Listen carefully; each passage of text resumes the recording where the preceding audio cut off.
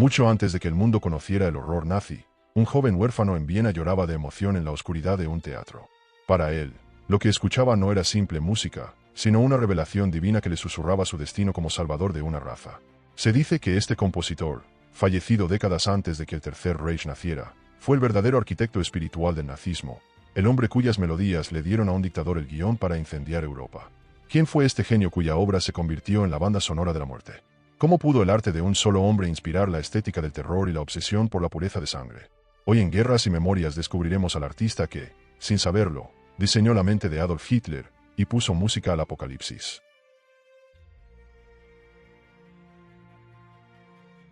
La historia oficial del Tercer Reich suele contarse a través de tratados políticos y movimientos de tropas, pero la verdadera génesis del pensamiento de Adolf Hitler no se encuentra en un libro de economía, sino en la oscuridad de un teatro de provincias a principios del siglo XX. Imaginen a un adolescente solitario, retraído y sin rumbo, sentado en el teatro de Linz. El joven Adolf apenas tiene 16 años y sufre de una frustración crónica con la realidad que lo rodea. Esa noche, asiste a la representación de una ópera que narra el ascenso y la caída de un tribuno romano que intenta devolver la gloria a su pueblo. Cuando las luces se apagan y las primeras notas de la obertura resuenan, algo se rompe dentro de Hitler. Según su único amigo de la infancia, August Kubizek, Hitler salió de aquella función en un estado de trance, casi febril. Caminó en silencio hasta la cima de una colina y, con los ojos encendidos por un fuego místico, le confesó a su amigo que acababa de recibir un mandato divino. Él sería el salvador de Alemania. Aquella obra que lo hipnotizó era Rienzi, y el hombre que la había compuesto se convertiría en el eje gravitacional de su existencia. Ese hombre era Richard Wagner. A partir de ese instante, la vida de Hitler dejó de ser la de un estudiante fracasado para transformarse en el intento de encarnar a un héroe wagneriano. Para Hitler, Wagner no era simplemente un músico con talento, era un profeta, un visionario que había comprendido antes que nadie la esencia mística del pueblo alemán. Mientras otros veían en la ópera un entretenimiento burgués, Hitler veía el plano arquitectónico de un nuevo imperio. La música de Wagner le ofrecía una estética de la grandeza, un mundo de dioses, héroes y sacrificios donde la voluntad de un solo hombre podía doblegar el destino. Esta obsesión fue tan profunda que Hitler llegó a declarar años más tarde: todo el que quiera entender a la Alemania nacionalsocialista debe conocer a Wagner. Pero, ¿qué había en la obra de Richard Wagner que resonaba tan peligrosamente con la mente del futuro dictador? La respuesta reside en el nacionalismo romántico del siglo XIX elevado a un nivel casi religioso. Wagner no solo escribía música, escribía mitologías. Sus óperas, como El Anillo del Nibelungo o Lohengrin, rescataban las leyendas nórdicas y germánicas para presentar una lucha eterna entre la luz y la oscuridad, entre la pureza y la corrupción. Hitler absorbió la idea de que la nación alemana estaba en peligro, contaminada por influencias extranjeras y debilidades modernas, y que solo un héroe de sangre pura podría redimirla. En la mente de Hitler, las trompetas de Wagner eran el llamado a las armas para una revolución racial. La política, para el nazismo, no debía ser un debate de ideas, sino un drama estético, una puesta en escena de proporciones titánicas donde el pueblo se fusionaba con su líder en un éxtasis colectivo, tal como ocurre en el clímax de una tragedia wagneriana. El vínculo entre ambos iba más allá de las partituras. Richard Wagner fue un antisemita virulento que plasmó sus prejuicios en un ensayo titulado El judaísmo en la música. En este escrito, el compositor argumentaba que los judíos eran incapaces de crear arte verdadero y que representaban un elemento corrosivo para la cultura germánica. Hitler encontró en estos textos la validación intelectual que necesitaba para su propio odio. Para él, Wagner había identificado al enemigo biológico décadas antes que los políticos de su tiempo. El nazismo, por tanto, tomó de Wagner la idea de que el arte y la política estaban intrínsecamente ligados a la sangre. La música era la expresión del alma de la raza, y si la música se corrompía, la raza moría. Esta conexión transformó el antisemitismo de Hitler de un prejuicio callejero en una misión metafísica de limpieza espiritual y cultural. La influencia de Wagner en la estructura del nazismo es visible en la propia coreografía del régimen. Las famosas concentraciones de Nuremberg, con sus catedrales de luz y sus desfiles geométricos, eran en realidad óperas de Wagner representadas en la vida real. Hitler diseñaba sus discursos con la estructura de un leitmotiv wagneriano. Comenzaba con una tensión contenida, subía lentamente en intensidad emocional y culminaba en un clímax explosivo de retórica y música. Incluso el diseño de la bandera nazi y la simbología rúnica buscaban evocar esa atmósfera de leyenda antigua que Wagner había resucitado en sus escenarios. El dictador no quería ciudadanos, quería una audiencia cautiva que compartiera su visión de un mundo heroico, donde la muerte en batalla era la gloria suprema y el individuo se disolvía en la voluntad del Volk, el pueblo.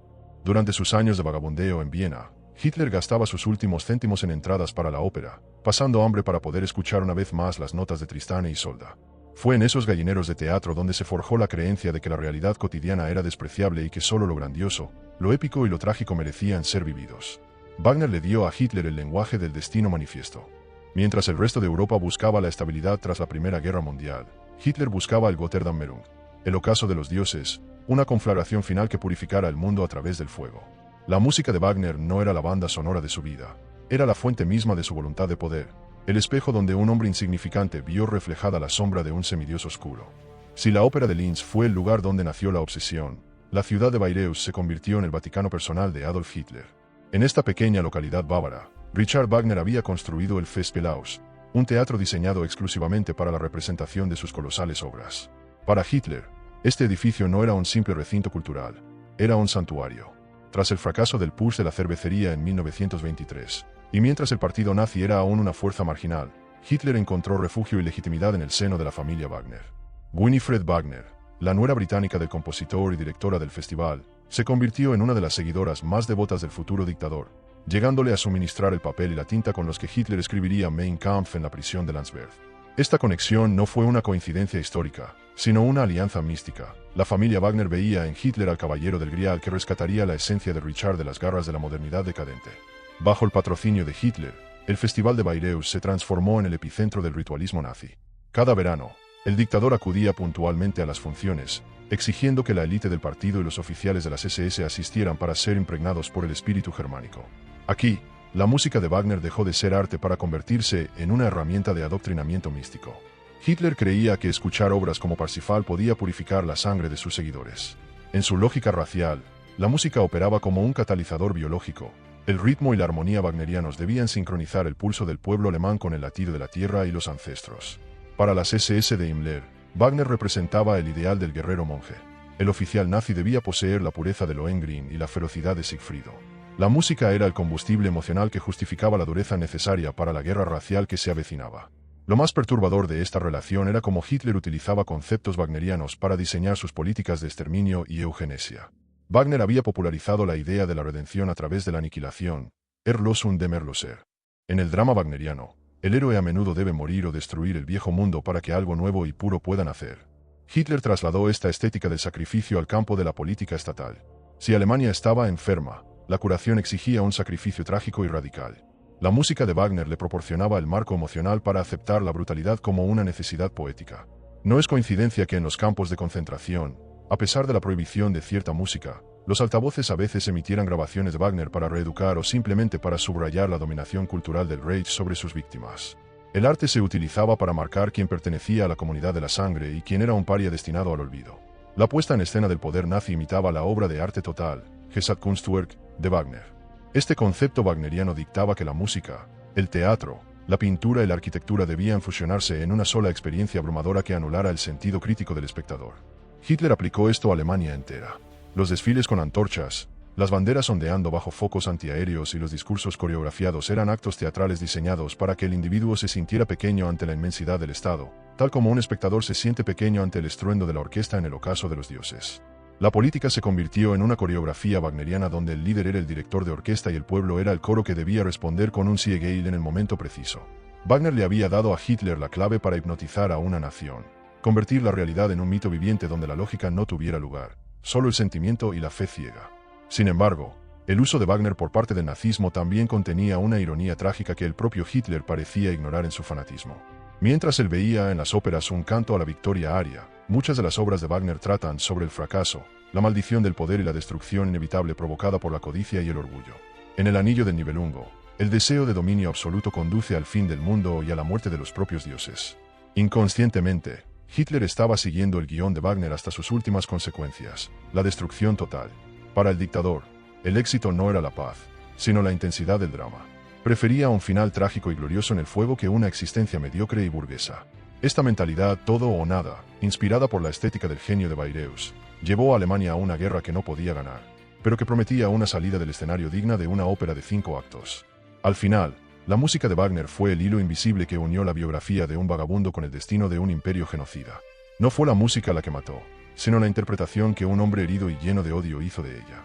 Hitler encontró en las partituras de su ídolo el permiso para soñar con un mundo donde la moralidad fuera reemplazada por la estética y el derecho por la fuerza mística.